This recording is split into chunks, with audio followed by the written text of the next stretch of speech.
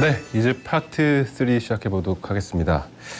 자, 이제 본격적으로 영화의 스포일러가 담겨 있으니까 여러분들 주의해 주시고요. 이 영화는 여기다 대고 뭘 이렇게 하기가. 네. 아야야야 이런 거 못하겠네요. 보셨구나. 지난주 보셨어요. 네.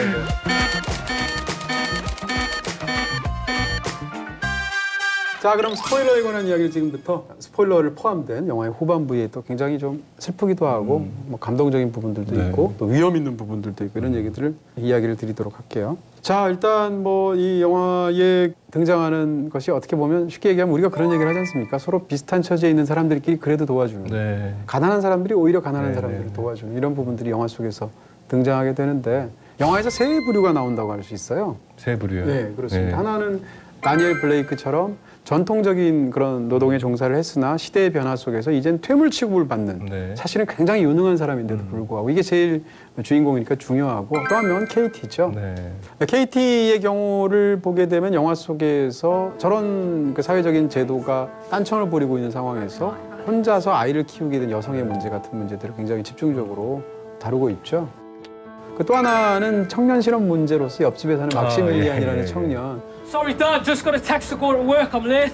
중국에서 운동화를 떼어다가 거리에서 팔아서 이것이 나의 미래야라고 말을 할 때 약간 슬픈 느낌들이 있더라고요. 그렇죠. 그게 정말 그 청년에게 미래가 되지 않으리라는 거는 잘 알고 있으니까.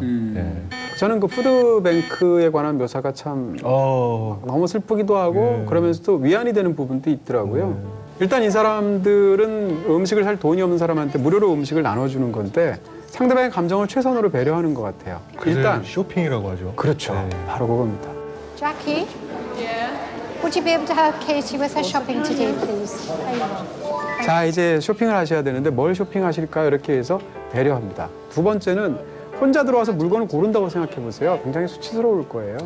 근데 쇼핑을 도와드리겠습니다 하고 같이 가면서 마치 점원이 쇼핑하는 걸 하나씩 담아주는 식으로 해서 이렇게 물건을 챙겨주게 되죠. 그런 걸 보면 상대의 마음을 어쨌건 최선을 통해서 이렇게 보듬어 주려고 하는 그런 부분들이 영화 속에서 느껴져서 좀 뭉클했고요.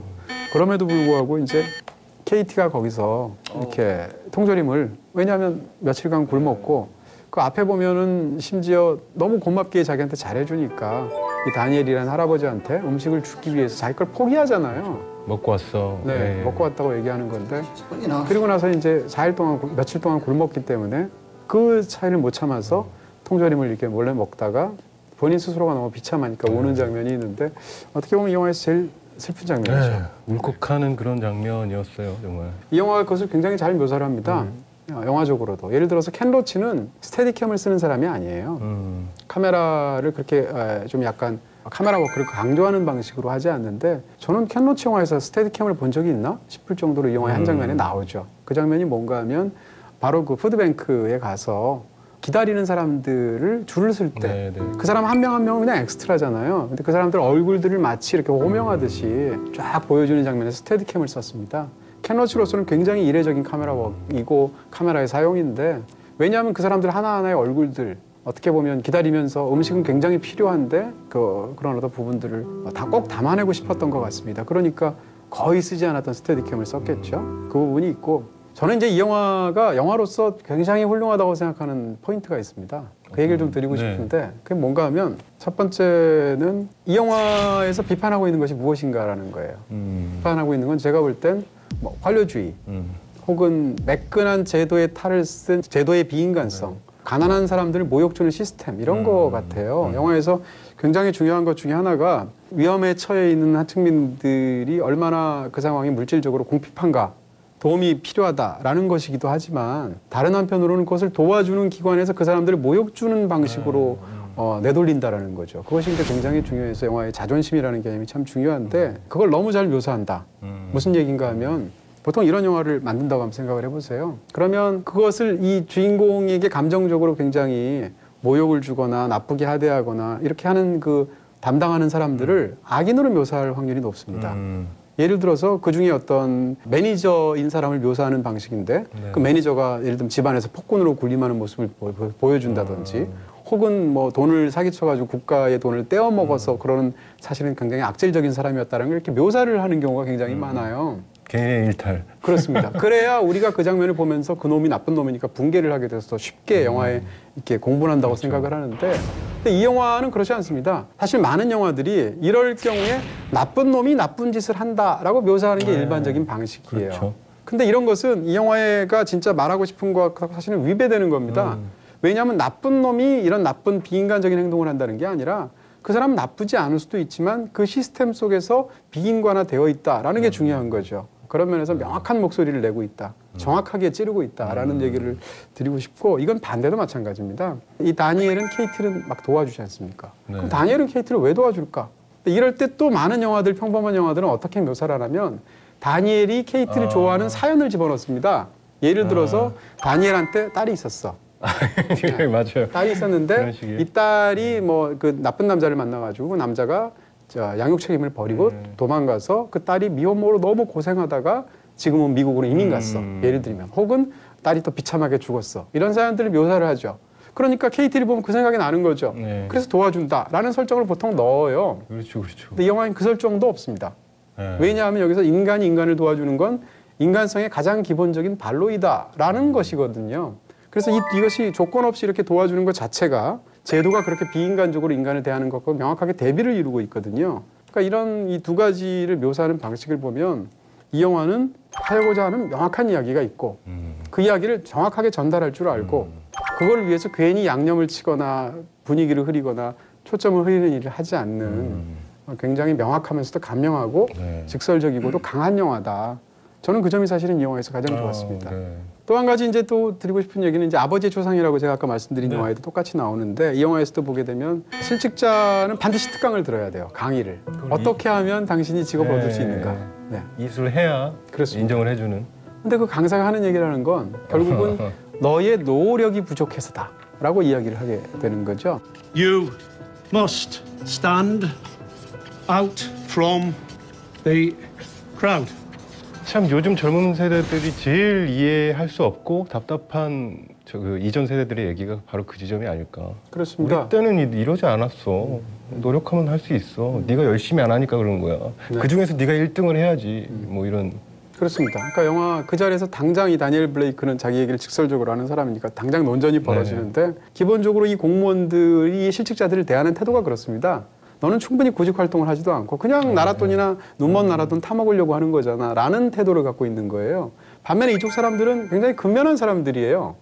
다만 그 여러 가지 환경이나 이런 것 속에서 자기 어떤 그런 것을 찾지 못한 그런 사람들인데, 그러니까 그래서 결국은 일자리가 사회적인 시스템의 불비로 부족한가, 아니면 일자리는 있는 건데 네가 노력하지 못해서 그 일자리를 못 얻는가라는 두 가지가 충돌하는데, 이런 거를 이제 이런 장면들이 보여준다라는 거고. 근데 이 영화가 굉장히 직설적이잖아요. 중간에 보면 막 그렇죠. 심지어 뭐 이언 덩컨이라는 그 장관을 이름을 가져와서 막 네. 영화 속에서 막 공격을 하는 비판하고. 거죠. 우리 식으로 얘기하면 막 우병우, 김기춘 이런 사람을 끌어들여서 영화에서 막 공격하는 네. 거예요, 사실상. 근데 이언 덩컨은 찾아보니까 그 당시에 고용연금부 장관이었더라고요. 그러니까 그런 사람이 자기는 대저택에 살면서 이런 그 수혜를 받아야 할 그런 보호를 받아야 할 사람들의 그 연금 같은 걸 깎는 조치 같은 걸 한 모양이죠. 그런 걸 이름까지 거명하면서 직설적으로 공격하고, 심지어는 보수당을 막 공격하잖아요. 이런 직설적인 목소리를 가졌는데, 한편으로는 어떤 부분은 굉장히 간접적으로 처리하기도 한 영화라는 겁니다. 어떤 부분이 가장 간접적일까요? 대표적으로 다니엘 블레이크가 죽는 장면이 안 나와요. 영화에 사실 죽지 않습니까? 그렇죠. 네. 그러면 그 장면을 굉장히 드라마틱하게 꾸밀 수도 있겠죠. 보통 이러면 이렇게 쓰러져야 되는데. 그렇습니다. 정작 이렇게 중요한 부분에서는 생략하기도 한다라는 이야기를 드릴 수가 있고요. 이 영화에서 가장 감동적인 부분은 저는 그 벽에 그렇죠. 스프레이를 통해서 이제 왜 제목이 나 다니엘 블레이크인지 나 다니엘 블레이크는 하고 그렇죠. 이제 자기가 주장하는 바를 그렇습니다. 벽에다가 크게 스프레이, 까만색 스프레이로 쫙 씁니다. 이 거대한 시스템의 벽 속에서 전화 한 통 제대로 할 수가 없는 상황에서 항고 기일을 잡아달라 라는 자기의 주장을 간명하게 공적인 언어로 하는 거죠.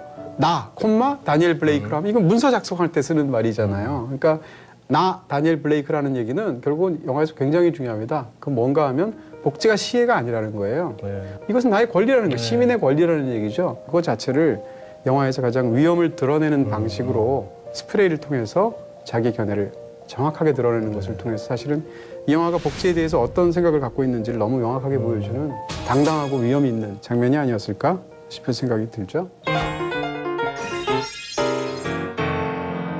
자, 이제 명대사 시간인데 어느 때보다도 궁금합니다. 여기 사실 마음을 울리는 대사들도 많고 그중에서 어떤 걸 또 근데 영화를 보셨으면 많은 분들이 제가 선정한 이 명대사에 공감을 하시지 않았을까라고 생각을 합니다. 정말 그러네요. 네, 그 앤이라는 그 공무원을 다시 찾아가서 이제 뭔가 이래서는 안 되겠다라고 이제 뭔가 결심을 하고 나서 이 블레이크가 그 앤에게 이렇게 얘기를 하죠. When you lose your self-respect, you're done for. 이게 앞서도 계속 말씀하신 어떤 인간 존엄에 대한 문제잖아요. 예. 가난에서 벗어나고 이렇게 해야 되는 것이 당연하게 그 사람이 인간이라면 누구나 누려야 하고 가져야 하는 권리다. 예. 그 얘기를 계속 하고 있는 영화이기 때문에 이 대사가 정말 이 영화의 그냥 핵심이 아닐까. 그렇죠. 네, 그렇게 생각이 들어서 골라봤습니다. 아주 감동적인 그런 대사였었습니다. 근데 저는 사실 송은이 씨가 워낙 센 대사 좋아하니까 네. 개처럼 물고 늘어져 주마. 뭐 그거 할 줄 알았어요. 나 그 대사 참 좋았거든요. 그거 하실 줄 알았더니. 또 하나 울컥했던 건 아까 그 KT가 구호해주는 단체에 가서 막 그 다시 무너져서 울면서 막 그렇게 얘기하잖아요. 자기 정말 늪에 빠진 것 같다고. 예. 어머니가 보면. 예, 예. 그 대사도 참 남다르게 들렸어요. 정말 그 KT가 막 뭐 무능력하고 뭐 노력을 안 해서 그렇게 된 게 아니니까 상황이 KT를 그렇게 만든 것이니까. 네. 그렇습니다. 네, 이제 이 영화 나 다니엘 블레이크의 별점을 알아볼 시간입니다. 저희가 얘기를 많이 했는데 과연 별점을 몇 개를 받았을지. 네, 나 다니엘 블레이크의 별점은 4개입니다. 네, 좀 좋은 영화고요. 보고 나면 참 묵직하고 감명하고 네. 과연 이 영화가 뭘 전달하려고 하는지 그것을 아주 깊게 받아들일 수 있는 그런 좋은 작품이었습니다. 자, 여기 그러면 연말이 되니까 점점점 어려워져요. 좋은 진짜 작품이 좋은 참 영화도 많아서. 많네요. 근데 저는 이 정도에 넣을 수 있을 것 같습니다. 줄리에타 다음으로. 네, 이렇게 해서 이제 뭐 5작품 남았나요? 한 8작품 남은 것 같아요, 연말까지. 참 올해도 좋은 영화 많았다는 생각이 들고 뿌듯해지네요. 네. 자, 저희는 이번 주 나 다니엘 블레이크라는 또 좋은 영화 여러분께 소개해드렸고요. 다음 주도 뵙도록 하겠습니다. 감사합니다. 감사합니다. 여러분 혹시 잊으신 거 없으신가요? 아직 구독 안 하신 분들 꼭 구독 눌러주세요. 눌러주세요.